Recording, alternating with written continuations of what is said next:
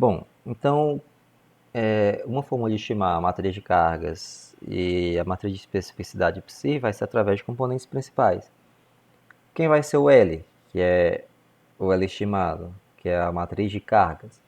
Então vai ser lambda raiz de lambda 1, ou seja, lambda 1 quem vai ser? A mesma notação. Então lambda 1 vai ser o alto valor associado à matriz P, que é a matriz de correlação, tá, dos dados originais. Então fica raiz de lambda 1 vezes E1, tá?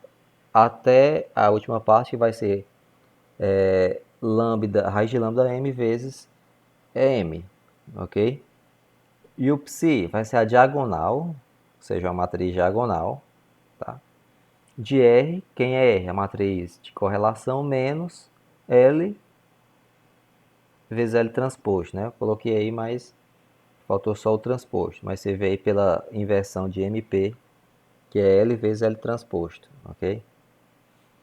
Matricialmente, fica representado dessa forma, o L chapéu e o psi chapéu, estimados através de componentes principais, isto é, autovalores e autovetores, ok? Professor, mas por que a gente não usa P? Aqui está utilizando o M. Porque se você tiver 10 variáveis, você não vai utilizar 10 fatores comuns, você não vai utilizar 10 componentes principais, senão perde o sentido. Então você usa um número M menor do que P, ok?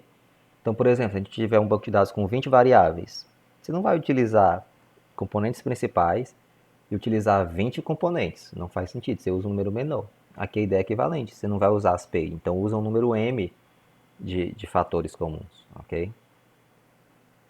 Então, o L chapéu e o psi chapéu, a gente viu aí como é que estima, tá? Isso de forma matricial. Na forma de somatório, como é que funciona? Olha só como é simples. A gente vai decompor a matriz R, decomposição espectral. Por isso que é tão importante, eu foquei tanto naquela primeira parte. O que é decomposição espectral? Somatório para I de 1 até P, ou seja, todas as variáveis. Lambda I vezes EI é I', ok? Ou seja, a gente está multiplicando alto valor vezes alto vetor dele vezes alto vetor no formato de linha. Só que eu tenho quantos? Se eu tenho P variáveis, eu vou ter P somas. Aqui eu vou quebrar em duas partes. Para I de 1 até M, tá? E a outra de M mais 1 até P. Ou seja, se eu tiver 10 variáveis, a parte dos fatores comuns, digamos que eu utilizei das 10, né? Utilizei 3 para os fatores comuns, então vou ter como se fosse 3 fatores. E os outros 7, isso a gente tem que avaliar se esses 3 fatores vão ter uma proporção da variância original explicada, né? Aquele PV, né? PVTE. E os outros 7 é a soma restante. Se você juntar as 10, vai dar a matriz original pela decomposição espectral. Mas você quebra em duas partes, tá? Essa primeira parte, essas três aqui são os fatores comuns, e a restante vai me dar o que? A parte específica, ok? Mas não toda. Vejam que pela definição a gente vai pegar só o que? A diagonal, tá aqui. Tá? Então essa parte aqui vai ser toda a matriz, dessas três e as 7 restantes, uma matriz em que eu vou pegar só os elementos da diagonal principal. Então tá aí, ó, o L vezes L', né? L vezes L transposto, tá aí, vai ser como eu coloquei na definição, né? A primeira parte do somatório, ou que vai ser escrito dessa forma, né? Matriz, um vetor na forma de coluna, formado em cada elemento, né? Eu vou ter raiz de lambda 1 vezes E1, então esse aqui eu vou ter o quê? Todo um vetor, né, do alto vetor 1 vezes raiz de lambda 1. E a última parte, o alto vetor m vezes raiz de lambda m, tá? Vezes esse vetor na forma de linha. Então, vou ter aqui uma matrizinha, ok? Na segunda parte, eu vou ter a mesma coisa, só que eu vou pegar apenas elementos da diagonal principal, eu coloquei aqui. Dessa matriz, selecionamos apenas a diagonal. Então, a gente tem duas formas de fazer, em resumo. Ou você pega, aqui, como o exemplo que eu dei, você tem 3. Aqui vai ser a matriz toda, e aqui você pega a diagonal. Ou como isso aqui, essa soma toda vai ser da matriz R, eu posso pegar, depois que eu já achei L, L', pegar R menos L, L'. Tem as duas formas de fazer, ou seja, pelo complementar, ok? Tem as duas formas de fazer. Então, se vocês acharem mais fácil, obviamente no programa ele já solta isso automaticamente, né? No R. Mas vocês têm as duas opções. ou pelo complementar que é a soma de M mais 1 até P, né, da decomposição espectral, ou fazem R menos L, L', ok?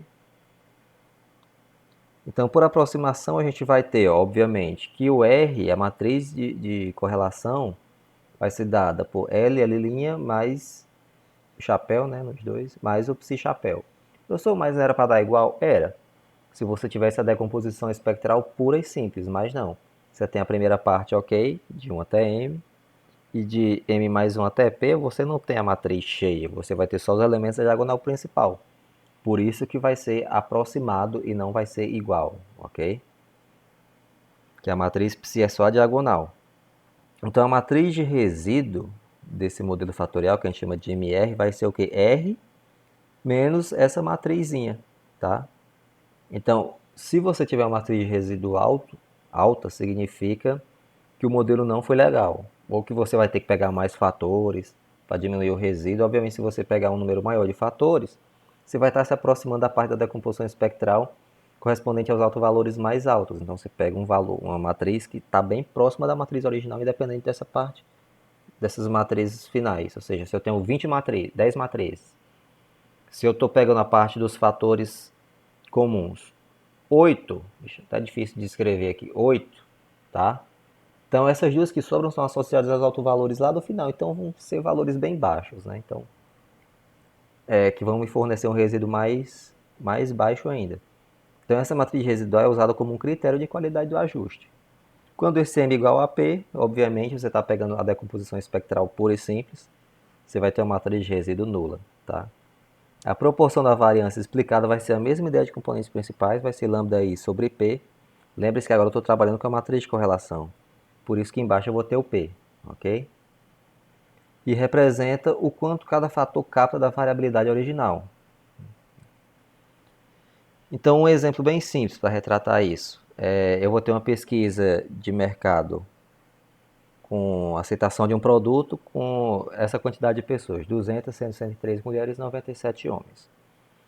Foram escolhidos 7 critérios com notas de 1 a 5. Então aqui eu tenho sabor, aroma, cor, textura, utilidade, locais de compra e embalagem. Então eu vou perguntar esses 7 critérios para 200 pessoas. Elas vão dar notas de 1 a 5 em cada critério, ok? Então eu vou ter de 1 a 5, vou ter uma matriz de que dimensão? 200 linhas por 7 colunas, ok? Dessa matriz eu vou calcular os autovalores e os autovetores, ok? Então está aqui os autovalores, como é com base na matriz de correlação. Eu vou ter aqui 3.6, 2.3 até 0,008. E aqui a proporção acumulada. Então vejam que só os dois primeiros lambdas i, eles têm uma proporção da variância explicada, acumulada, de 85%, que já é muita coisa. Se utilizar os três primeiros, 92%, é uma quantidade bem significativa, ok? Então, isso aqui, até o momento, é o quê? Componentes principais. Aí eu vou dar uma pausa na aula, né? Que é para conseguir alocar no sistema. Se a aula ficar muito extensa, eu não consigo alocar essa aula no sistema. Então, aí na próxima eu já volto falando desses fatores, ok?